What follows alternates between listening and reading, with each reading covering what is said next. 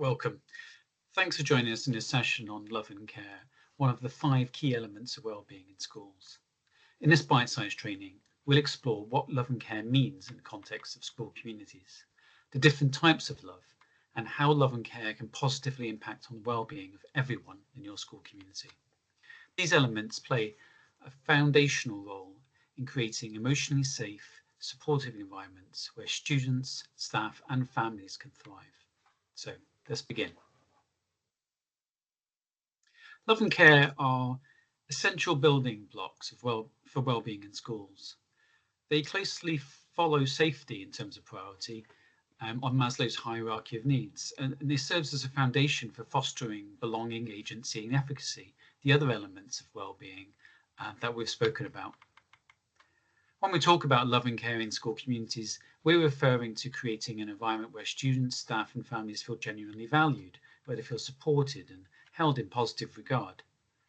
It's about showing that every member of the community matters, not just through words, but through consistent action. Love in this context goes hand in hand with relationships and belonging. It's about cultivating trust, building connections, and showing empathy and understanding, even in challenging moments. To set the tone, we're going to reflect on some of these powerful words that we've just picked out from the media. Strongest factor in resilience is having someone in your life who thinks you're special and shows that they care about you. This is a quote from the psychologist Yuri Bronfenbrenner, and it reminds us of the profound impact that love and care has on resilience and well-being. For some children, a family member or carer provides this crucial support. However, in cases where this isn't possible, the role of a trusted adult within the school community becomes even more crucial. Our actions as educators, listening, noticing people's strengths, showing consistent care, it can really make a lasting difference, reinforcing that every child is valued and lovable, no matter what their circumstances. As I've already said, love is one of the key elements of well-being, yet it's a word that can make people quite uncomfortable in the context of schools. This discomfort often stems from concerns about professionalism or boundaries. However, when we're talking about loving schools, it means something is very specific and appropriate. We're not asking you to shed your professionalism or your boundaries. Love in this context is about relationships, belonging, and trust. It's about holding students in unconditional positive regard, seeing them in a good light, regardless of how they show up that day. And it's about showing them that they're valued and that they are actually lovable, likable, and lovable. As described by Marta and Usioti, pedagogical love involves trusting in pupils' abilities and helping them to grow. It's not just about liking students, but actively believing in them, appreciating their strengths, and supporting their potential. For some students, especially those who might be struggling with challenges, love and care can be shown through just listening and noticing their needs and responding with kindness and consistency. These actions communicate to them that they matter, creating the foundation for them to thrive. When we think about love in schools, it's helpful to consider different types of love that might shape your interactions with other students or staff or the wider community. And these are drawn from ancient Greek definitions. So agape is a form of unconditional love, and it's a kind of love that reflects patience, tolerance, and enduring care. I think as educators, you're probably familiar with that. It aligns with the idea of showing unconditional positive regard for others, even when they're at their worst. And it's one of the key therapeutic or counseling kind of concepts in Rogerian therapy. Of course, philia, also known as brotherly love, it represents solidarity and mutual respect, and it's about fostering a sense of community, sense of teamwork. You might feel this with other colleagues or other adults that in other services that work with you. And storge is a familial love, reflecting a natural, instinctive kind of care for other members of our community, even if they might be difficult to deal with at times. So this could be for other family members, but it may also just be from, in a rather paternal or maternal sense for another member of the community. Leighton Gray in 2015 described love in school as a state of grace, a balance between professionalism and personal involvement. And it requires patience, care, and insight, qualities that help pupils to achieve to their best potential. Love and care aren't just feel-good concepts, they have a measurable impact on the well-being of both students and staff in schools. Research by Lavi and Nahama Ganaim in 2020 highlight a powerful ripple effect. When students feel that their teachers genuinely care about them, there's actually there's a significant improvement in the self-esteem. It enhances their well-being, and they have greater school engagement. But it doesn't actually just stop there either, because this creates a feedback loop, and teachers therefore benefit, reporting a stronger sense of meaning in their work. So it creates this virtuous cycle, helps students to feel more cared for, and the more cared for the students feel, the more teachers find purpose in their role, which means that they lead to even greater care and greater support.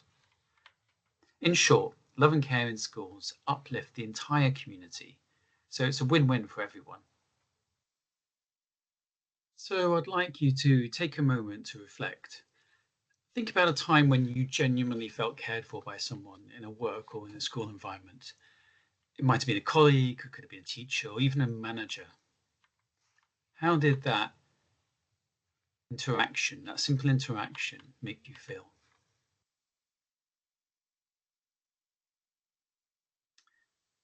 Perhaps you felt supported, valued, or even just reassured. Maybe it gave you the confidence to move forward. Or it just might have made a difficult day just that little bit easier. These moments remind us of the profound impact that just showing a little bit of care can have on someone's well-being. They're simple acts, and yet they carry so much weight. It just reminds me of a quote I used to come across, which is, people don't remember what you say, but they remember how you made them feel. Just consider how you can create some of those moments for others in your school community, whether it's for students, colleagues, or even parents. And when we actively show care, we actually contribute to a culture of kindness and connection, which has benefits for everyone.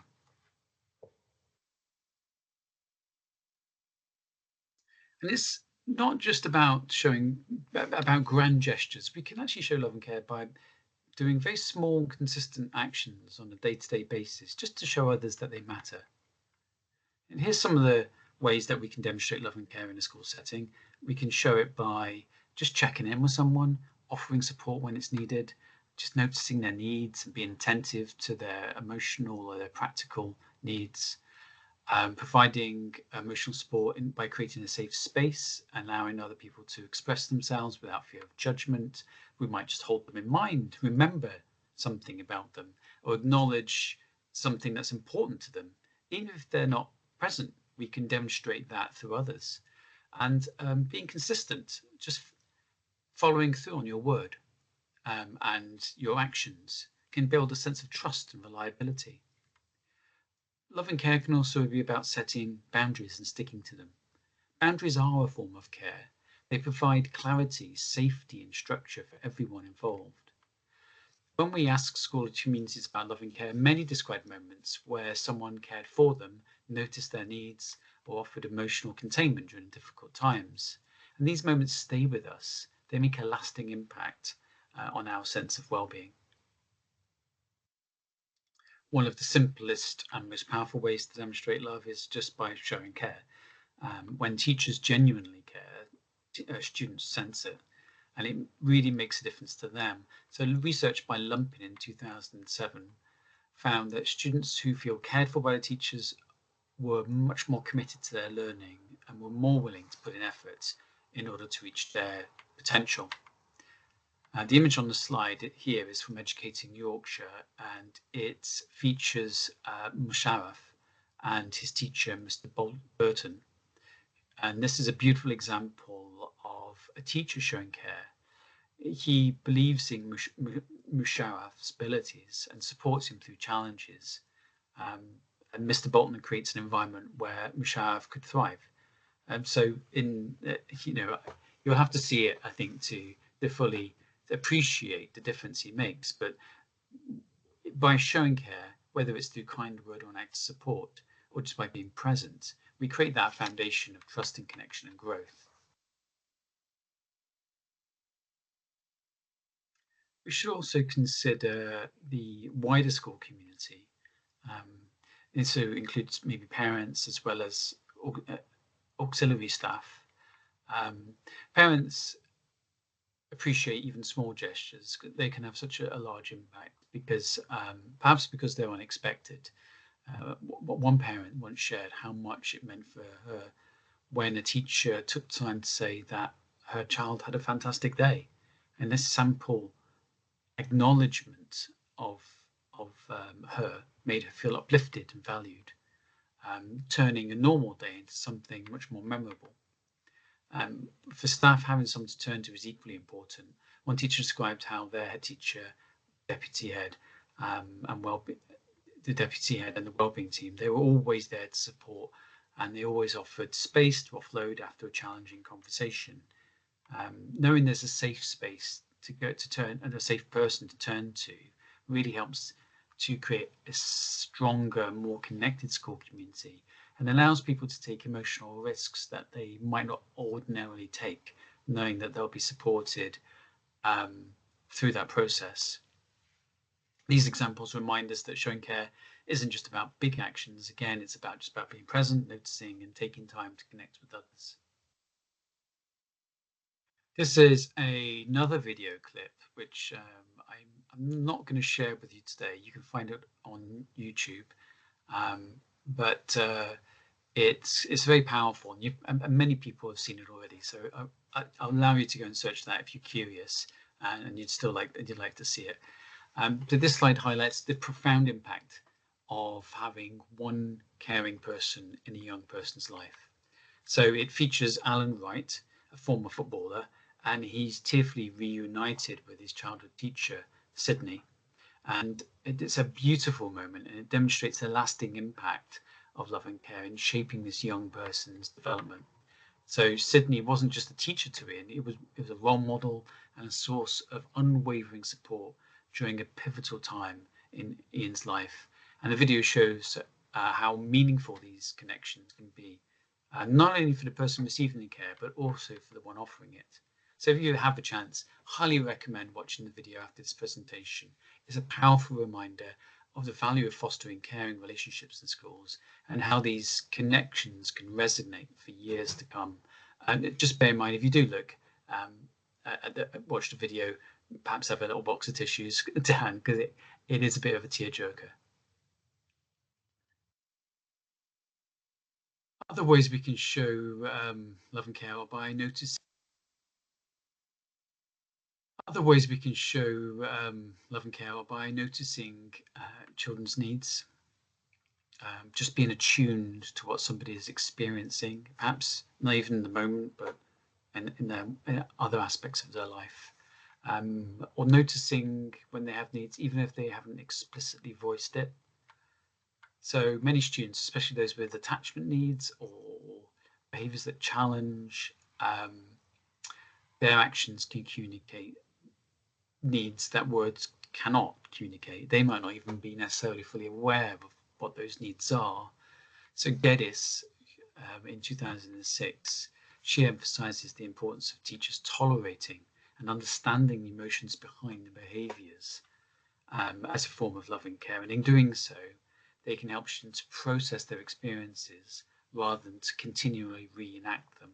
Often children with attachment needs will have a set of expectations about how adults will react in a situation and their peers, and they will act to replicate them in some way to meet their own expectations, like a self-fulfilling prophecy to some degree, because it feels routine and natural for them, and they probably feel most comfortable in that dynamic. But these attachment needs aren't less healthy, and they can lead to fractious relationships. So in some cases, in other cases, a child school might be the first place where a child actually feels truly noticed and supported. And for these children, being seen and valued can really shape their identity and improve their emotional well-being. Noticing also means being proactive and supporting someone before they ask for help. For example, recognizing a child's baseline behavior, if you know them, can help you to identify when they're struggling and allows you to offer timely care and support.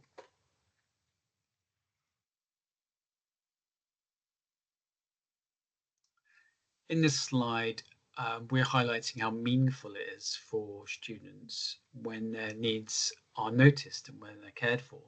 So the boy on the left shared a little story with us about how teachers in his school demonstrated thoughtful awareness, and he explained that even though he says he's fine, teachers noticed when something was wrong and they took the time to support him, going back to that concept of knowing the child's baseline and noticing when there's difference.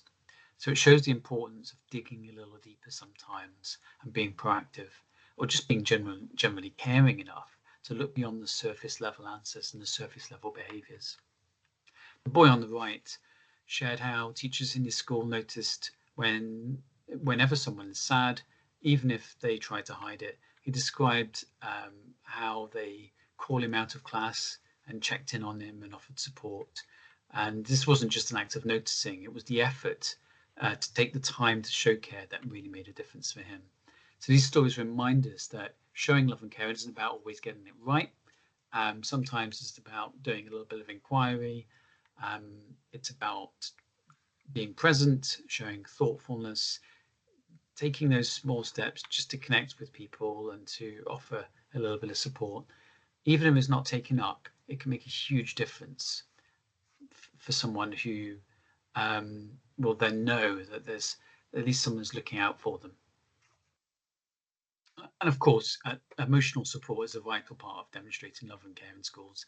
It's creating an environment where individuals feel supported, understood, and equipped to handle challenges. Research by Matar and Usiuti in 2011 describes love in education as guidance combined with patience, trust, and forgiveness. Guidance, patience, trust, and forgiveness. The aim isn't to make everything easy, but to provide a setting where students can develop their own strengths and resources. Martindale in 2018 emphasizes the concept of emotional holding or containing. This means maintaining clear boundaries while staying calm and reflective in the face of a child's intense emotions. So it can be about being a stable presence who can help the child to process their feelings rather than letting those feelings overwhelm them or allowing those feelings to spill out into all kinds of unforeseen consequences that the child hadn't intended. This approach benefits the entire school community because we have fewer issues spilling over, and it helps people to feel safe and fosters a culture of care and resilience. In this slide, there were two personal reflections shared on the importance of emotional support within the school community when we went out to visit schools and asked them what really made a difference. And on the left, we have a parent who shared that there's always someone in the school available to talk, no matter what time of day.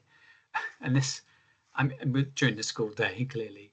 But this highlighted the power of knowing that somebody was there and to simply be with you in the moment of difficulty. It created a real sense of reassurance, even though that wasn't taken up. It wasn't as though she was going in every day and taking up a lot of time, but it was just that awareness that if she needed to speak to somebody just for a couple of minutes about something that was going on with their child, or even indeed in their life, just for a few minutes, she knew that there was somebody there, and it provided that vital anchor, or that lifeline, really, of reassurance and sense of safety, I think, if she ever needed it. The student on the right described how her friends notice when she is her friends notice when she's upset, and how they respond with kindness and humour to lift her spirits. And sometimes it's just the fun stuff, the light stuff. Providing emotional support doesn't always involve fixing a problem. Oftentimes, it can just be about being present and offering comfort in your own unique way, or saying that sounds really tough. It sucks, and dealing just with the feelings rather than the problem. So these stories show that the emotional support can be both informal, it can be casual, sort of like, and rare. It can be relational. It can be about creating a culture where students, staff, and parents feel that they're not alone, and that somebody cares enough just to notice and respond during times of need. Finally, holding someone in mind is a powerful way to demonstrate love and care. Holding someone in mind is showing others that they're thought about, even when they're not physically present.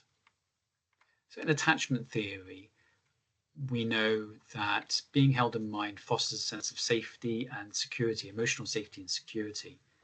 So for children, especially those with insecure attachments, it's critical that they know that somebody remembers them when they're not present and values them. This can be transformational.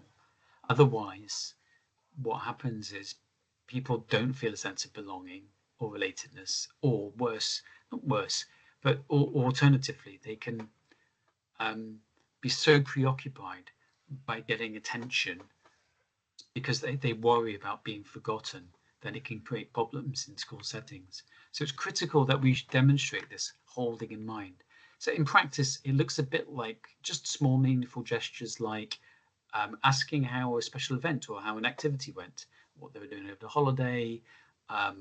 You could mention that you were reminded of them while you were away over the holiday, or the other evening, for example. Oh, I saw such thing and I thought of you. I remember you mentioning that you were watching that show. Or you could check in with them about their hobbies or their family or their pets. All these moments create a psychological experience of being cared for and valued, even when we're not present. Philip and Tahisa,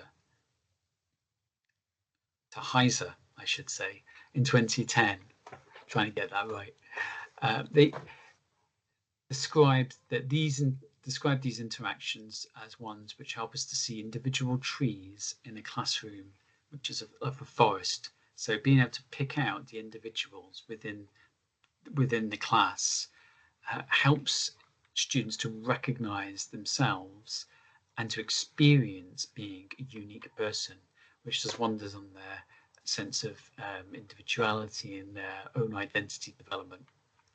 By holding in mind, we build deeper relationships and we show love in a way that resonates far beyond the moment. And when it comes to holding in mind, this slide captures reflections from members of the school communities that we spoke to about what it feels like to be truly noticed and held in mind. On the left, a parent shared how a staff member reached out when they'd noticed they hadn't been around the school for school runs, and asked what that was about. The simple act of checking in made her feel valued as an individual and not just as a parent. On the right, we've got a student who described how sharing something personal, like their gecko not eating well, led to a deeper understanding from their teacher about what was on their mind. The teacher recognized how much this gecko mattered to him and offered some support just by listening. And this kind of personal connection shows care and builds trust. These examples remind us that holding someone in mind doesn't require grand gestures. It's about being present, noticing, and making time for others. All the things that we've been talking about. Whether it's a small question or thoughtful observation, these moments can have a lasting impact on relationships and well-being over a long time. And that's it. So just to say really that showing love and care doesn't need to require anything more than just being human in your work, connecting, listening, and noticing. These simple, natural actions can have a profound impact. You don't need to do more. Just be present and show care in the moments that matter. So that's it for me. Thanks for listening. I really look forward to seeing you in one of our other videos next time. Take care. So thank you for joining our Cynefin professional learning on the elements of well-being. We hope the sessions provided valuable insights into creating a more resilient school community for everyone. We have created this QR code and questionnaire which take less than 2 minutes to fill in. Your voice really matters to us, and it helps us to provide content that meets your needs and the needs of your school community. So please, could you spare just a couple of minutes to tick some boxes, and if you like, share what you'd like us to do next. And that's all from me. Bye for now.